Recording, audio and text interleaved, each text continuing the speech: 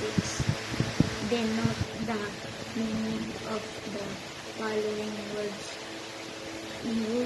Using a dictionary, write your answer in your notebook.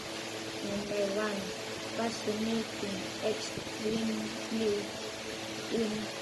interesting, or charming. 2.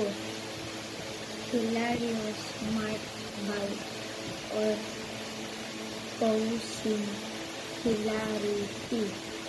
3. Sneer to smiling and smile. 4. Comical, relating to comedy. 5.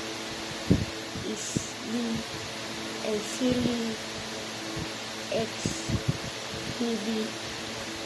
or indicative of a lack of common sense. Ano yan?